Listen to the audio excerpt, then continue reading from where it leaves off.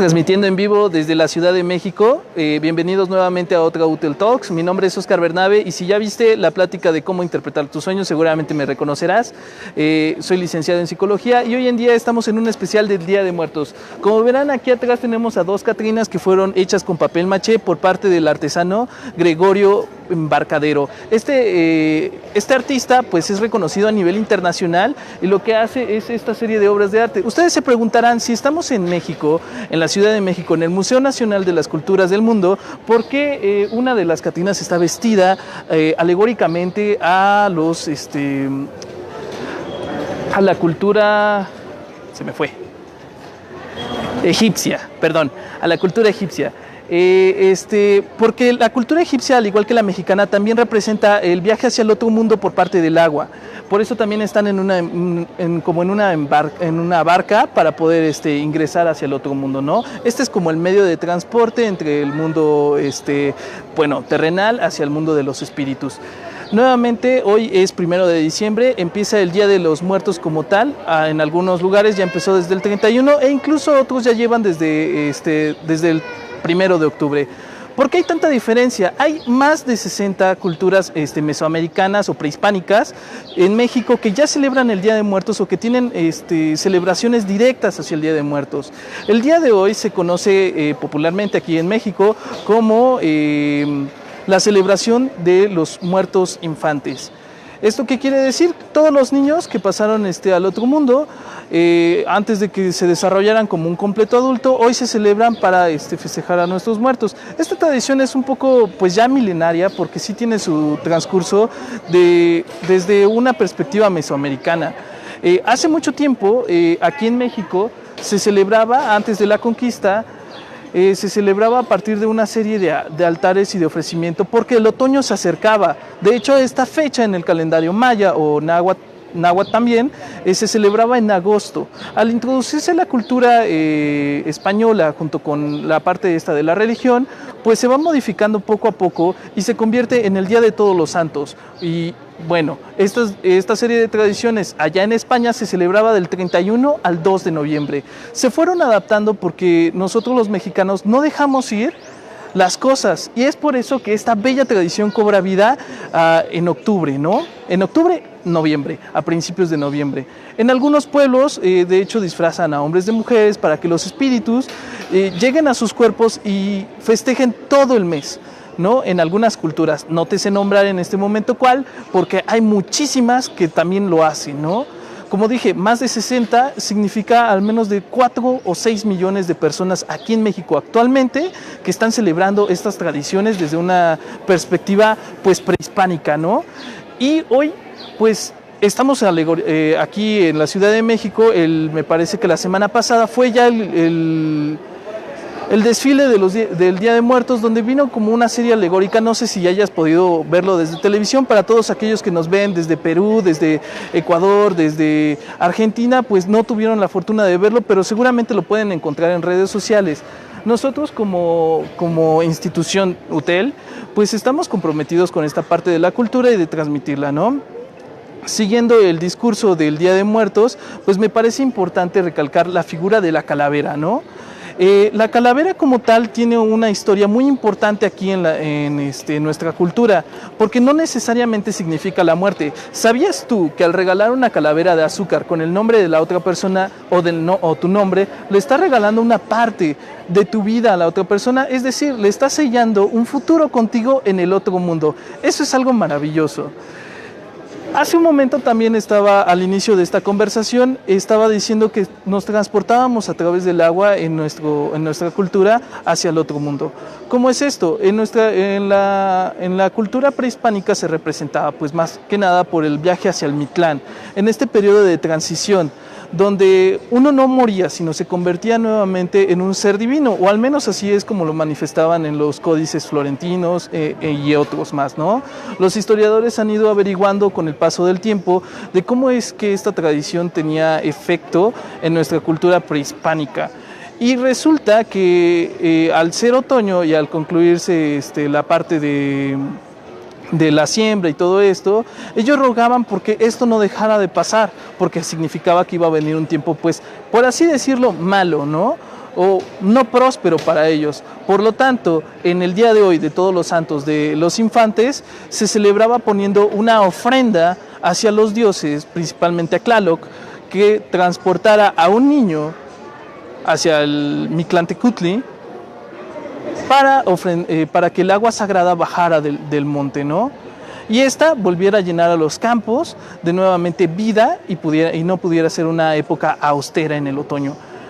Pues así se empezó la tradición de todos los niños. Realmente en España era muy diferente porque, bueno, primero esta tradición era en el mes más o menos de agosto, aquí en México, y allá en España es hasta esta fecha, el 1 de noviembre, y luego era la fecha de todos los Santos, que es el 2 de noviembre, o sea, mañana, y que hoy en México se celebraba hasta el 9º mes, hasta el 10º mes de la cultura prehispánica, que es más o menos ya por octubre, que es donde todas las personas que ya habían fallecido, pero que seguían con nosotros, porque de alguna manera en la cultura prehispánica no se moría, se transformaba nuevamente en vida. Ellos creían creían como en un mundo donde no dejabas de existir. El morir era transformarse en un dios, y por eso nosotros nosotros los mexicanos representamos como toda una estructura de este festival. Visto desde un punto de vista psicológico, la angustia de morir es muy fuerte. La angustia del que alguien haya muerto, la pérdida, son temas que aún hoy en el jolgorio de toda esta festividad son muy fuertes, porque nadie está preparado para una pérdida tan grande como la de un ser querido o la de una persona cercana. Por ello mismo, a partir de fusionarse estas dos culturas, generaron dos clases de angustia en las cuales se transformaron en lo que hoy se conoce como nuestra festividad del Día de Muertos. ¿Por qué? Porque la angustia de no tener comida y la angustia la angustia de morir genera solamente una cosa: el instinto, por así decirlo, de supervivencia. Al tú querer sobrevivir, eras tú como el beneficiado de esta situación. Por eso se generaron como representaciones acerca de la muerte y todo ello que hoy conocemos como las calaveritas literarias, las calaveritas de azúcar, las calaveritas de chocolate, que a final de cuentas representan la comida y que cómo es que nuestros muertos nos visitan. Pues podemos empezar a ver desde toda esta parte del altar como las flores. Es algo muy importante también en la cultura mesoamericana, porque las flores representan, pues, si bien la invocación de los muertos, ¿no? Porque es una flor que está llena de vida. La flor en el mundo mesoamericano representaba meramente eso, la vida y la transición. Por eso decían en varios de los poemas de nuestro poeta Nezahualcóyotl, 400 flores, que significaba una eternidad de vida. El número 400 para la cultura prehispánica era como el infinito, ¿no? Hay las 400 estrellas, 400 flores, 400 vidas. Pues si podemos apreciar aquí en esta parte de acá atrás, está el arco, que esa era como una parte de transición. Siempre era representado como una forma curva, la parte de pasar de un lado al otro. Por eso, tanto el agua como representado en esta barca, como el arco, representa como la transición de la vida hacia la muerte. Pues todos nosotros hemos experimentado algún tipo de pérdida, ¿no? Y todos tenemos nuestra manera de abordarla, pero lo más importante aquí en México o como mexicanos es que siempre lo abordamos con una festividad y con una buena sonrisa en la cara, porque no cualquiera puede afrontar la muerte de esta manera. De hecho, en otros países, como en Argentina, el insultar a alguien como muérete es una forma muy fuerte de decirle a la otra persona que estás muy enojado, ¿no? Sin embargo, aquí en México, pues otros insultos los disfrutamos muchísimo más, porque para nosotros muérete pues no es como algo muy, muy pesado, ¿no? de digerir. Y bueno, ¿no? Nosotros pues intentamos modificar este pensamiento, modificar esta angustia a través de esta festividad que, si bien se representa con comida, inciensos, los niveles del altar de muertos, que en un momento más vamos a explicar una ofrenda muy diferente, porque todos los que viven aquí ya en México están familiarizados con esto de los 3 niveles. Para los que no los voy a explicar brevemente, que los 3 niveles son como los estados en los que están el mundo, ¿no? Que es el mundo terrenal. En la cultura prehispánica, el mundo terrenal, el inframundo, el de abajo, y el de hasta arriba sería como el, por así decirlo, el cielo. No era como tal el cielo, sino era un mundo donde las almas como se exaltaban, ¿no? Como que era como una transición de iluminación a final de cuentas. En la cultura pues ya mezclada, pues era como pues el mundo terrenal, el nivel medio era el mundo de donde ya el purgatorio, y luego ya era el cielo y las divinidades. Por eso en el tercer piso podemos encontrar como las cosas como las cruces, los santos, etcétera. Por todos lados en nuestro altar de muertos vas a encontrar calaveras porque significan tanto vida como muerte. Las calaveras de azúcar deben de estar precisamente claras y blancas, adornadas con varios colores, incluso con las personas de que todavía están vivas. ¿Para qué? Para que los muertos cuando vengan a visitarnos, porque se supone que se abren las puertas del más allá entre el 1 y el 2 de noviembre, vienen a visitarnos, convivan con nosotros. Muchas de las culturas mexicanas cenan en los panteones con ellos, están ahí con ellos. Y ahorita vamos a ver una muy importante en el estado de Morelos, donde realmente velan al muerto con una festividad completa. Yo les digo, sí, la muerte es un proceso muy difícil de vivir, y sí es un proceso pues meramente que nos genera mucha angustia, porque todo el tiempo, en todo momento, estamos en constante supervivencia, ¿no? Si necesitamos comer, si necesitamos dormir, si necesitamos vivir. Y es por ello que esta festividad cobra, pues ahora, valga la redundancia, como vida, con todo el aspecto de los alimentos. Los muertos se supone que en esta tradición solo conservan el elemento del olfato, el sentido del olfato.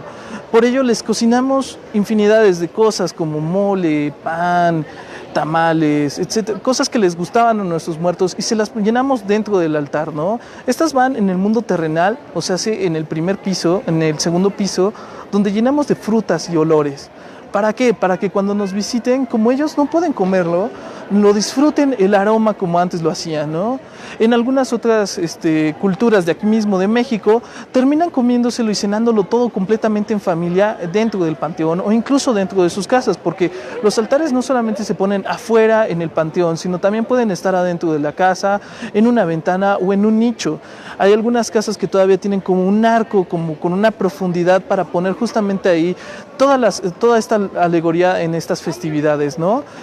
Sin embargo, pues me gustaría mucho también comentar que pues esta mezcla de culturas, y pues como dije al principio, ¿no? Son 60 culturas prehispánicas que están con nosotros festejando, pues tienen todas sus variantes, y es muy enriquecedor ver cómo de un estado a otro cambia muchísimo esta tradición. Por ejemplo, en Pátzcuaro tienen muchos arcos, incluso en un estado de Veracruz ponen un arco completamente lleno de frutas, ¿no? Para que pase y sea adornado. Los pétalos de cempasúchil, la flor como tal representa sí la vida, pero la flor de cempasúchil tiene un significado de atraer al muerto. Por eso se generan en muchas de las ofrendas como este camino donde llenas de veladoras que también significan como una luz, una guía hacia el altar, para que tu difunto no se vaya a perder en ese día y tú lo puedas lo puedas formalizar con tu familia, ¿no? O sea, que tenga un lugar de llegada, un lugar de fin y un lugar de descanso. De hecho, si ustedes pueden llegar a venir a este museo, van a ver un tapete muy al estilo prehispánico, que es donde las almas, los muertos, descansan nuevamente, donde pueden sentir el fervor de la vida a través de la tierra y a través de, bueno, ya sean sales, ya sean semillas, pétalos, flores, entre otras cosas, puedan llegar a sentir nuevamente la vida a través de la tierra y a través de estas semillas que al final de cuentas significan todavía más vida. Es como una manera de revivirlos, es una manera como de tenerlos nuevamente con nosotros, y todo esto es generado a base de esa angustia de el morir como tal, ¿no? Vamos a ir ya directamente hacia la ofrenda que les decía que es muy diferente a las demás, que en esta ocasión pues me gustaría comentarles acerca de Michoacán. Esta ofrenda se le conoce como ofrenda viva. Vámonos yendo por acá atrás, ¿verdad? Esta ofrenda se le conoce como viva porque cuando es el proceso funerario, el muerto se lleva por todo el pueblo, se le pasea, pero también llega a un punto en donde está ya como su último lugar de descanso, el lugar donde va a hacer su tumba, va a llegar ahí y la gente lo va a celebrar. Igual con flores, con adornos, con cosas que les gustaban, con fotografías. Las fotografías son muy importantes porque estas hacen que el muerto se reconozca. Los cráneos también dentro del altar hacen sentir que el muerto pues está muerto y no se tiene que quedar en nuestro mundo, por así decirlo. Pues miren, aquí está ya en el Museo de las Culturas. Como pueden ver, aquí está simbolizado con un cuerpo en medio lleno de frutas, que como bien lo mencionaba, significan como la fuente de la vida. Todas las flores de cempasúchil como para atraer al alma, ¿no? Que ya pasó al otro mundo, para poderla, pues vaya, velar, ¿no? Allá en Morelos, me parece que es en el pueblo de Ocotzpan, resulta que ponen al muerto ya en una tabla larga para que esta misma sostenga al cadáver.